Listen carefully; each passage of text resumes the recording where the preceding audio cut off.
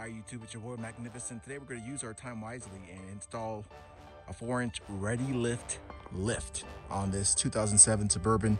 Goes from 07 to 2013, and this is the 4-wheel drive version. So let's get going. First thing, just to give you a quick overview, we're going to take off the tires. We're going to remove the upper control arm, replace it with the ReadyLift control arm with the ReadyLift bushings. Remove the strut, put the spacers on the struts, go ahead and remove the front drive shaft, cut some of the fins on the differential so that the new spacers can fit, put those components on. We make the streams louder.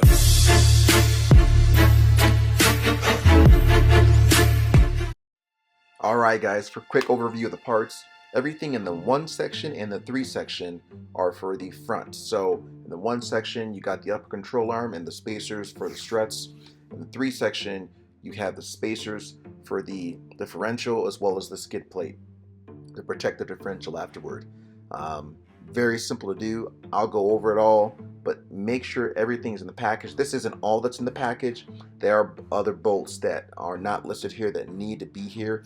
Just make sure you look at what you're supposed to have and make sure you have them. If you don't, call customer service because it will make your work and the job go a lot quicker instead of having to wait for parts or little bolts here and there. Granted, you can go to local supply stores as long as you know what you're looking for. The challenge is if you don't know what you're looking for or what a bolt that you should have because all they list is a name, then you might be in a little bit of a conundrum. But very simple to do. So let's go ahead and get started with the tools you'll need. So here's an array of the basic or the specialty kind of tools that you would need. You definitely need a jack. I would suggest 2 jacks. 2 specifically if you have to put the differential back together yourself, you definitely will need a second jack to hold it and 1 for you to jack up yourself. I end up having to get 2 people for that. Breaker bar, a crowbar, doesn't have to be that long, but at least half that length would work. Definitely a cheater bar. You need a hammer, one that's more heavy duty works as well, but that one worked for me. A dead blow, definitely need the pliers.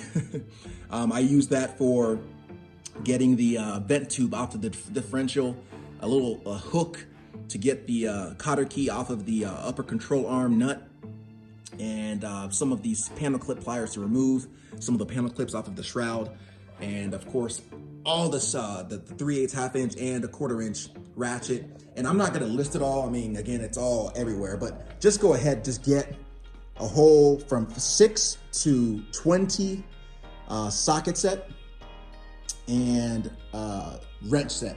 I ended up having to go to Harbor Freight and buy this set. I just had to. It'll cost you about 10-15 bucks, but trust me, it'll save your life instead of having to go through and do it over and over and stop and go. So just get a whole set of sockets. That should be all you need. So again, remember, grab it all and you won't have to go back and forth and back and forth and back and forth. I think that's it. Oh, also, you definitely need some Loctite. Grab some Loctite, some lubricant, Loctite and some lubricant. It should be the last thing. So let's get started. I don't have a lift and I'm just wondering how long and how quickly would it be if I just did it with normal everyday tools. So I'd removed all the things I need to on this side. I'm gonna walk you how I did it. Basically, I'm going to go to the front and get the differential out, get all those mods done. So I will do that on this opposite side. So first thing that you wanna do, you're gonna have to remove the sway bar links. And really interesting situation with this one. The top is a 14, bottom is a 15. So I'm gonna put a 15 socket on the bottom while I use a 14 wrench and it's gonna be really weird. You gotta use 2 hands to kind of go the opposite direction and it should go ahead and go. I don't have to take off the upper control arm because I've already pretty much did that as soon as I got it.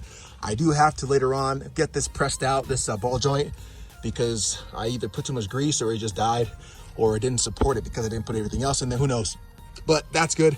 I'll remove this tie rod, remove that, then I'll go ahead and take off the nuts on this this strut, put the extension on there, and then once I'm done with there, I'll show you how I get the CV shaft bolts out, because you know it's tough to get the bolts out because the shaft moves like this, and so you can't use a wrench. And I'll show you how to do that real quick. So first things first, I'll do what I just told you.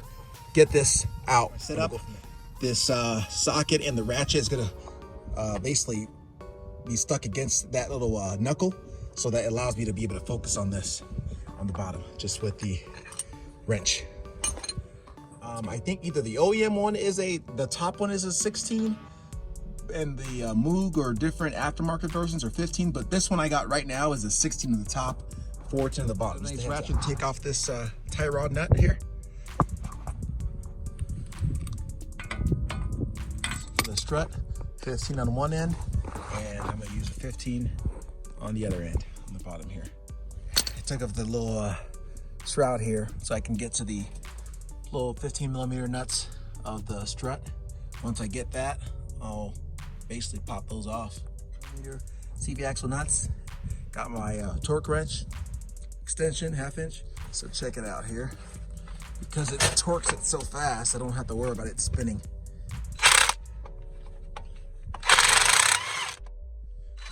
See, brings it all out.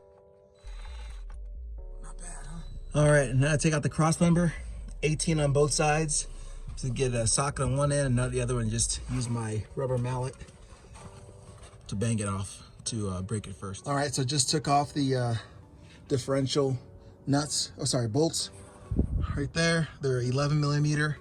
And before I did, I marked the orientation. So this is how I'm gonna put it in, because the little yoke goes in that way, but I'm gonna take off the diff, and who knows how it's gonna be. So I wanna make sure that that is exactly how it is when it comes back on. So now I'm gonna go ahead and remove the harnesses and then put the jack underneath it and go ahead and take off the cross member now that I got the bolts loose, and go from there.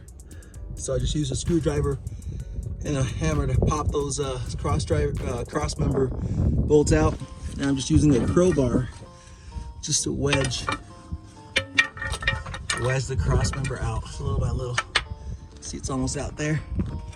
So I'm removing the diff. This is probably the hardest part.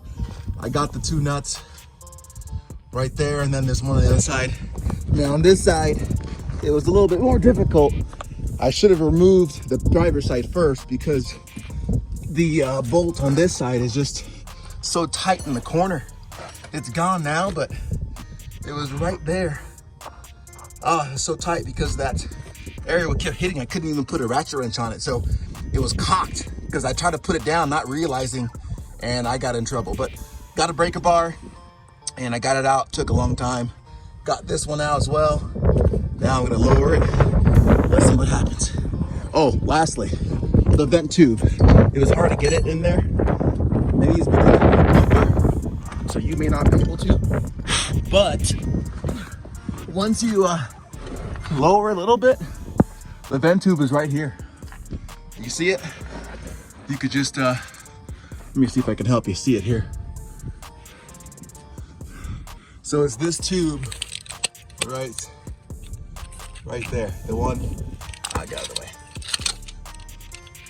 Yeah, so that tube right there, you just pull it out. So I'm gonna do that real quick. Then use a tranny jack that has a wider base to lower this, but I didn't have one. And I'm not at home, so I use jack to get that side just held up, and then I'm gonna use this jack, so it should just come fine. So let's see if I can film this coming down.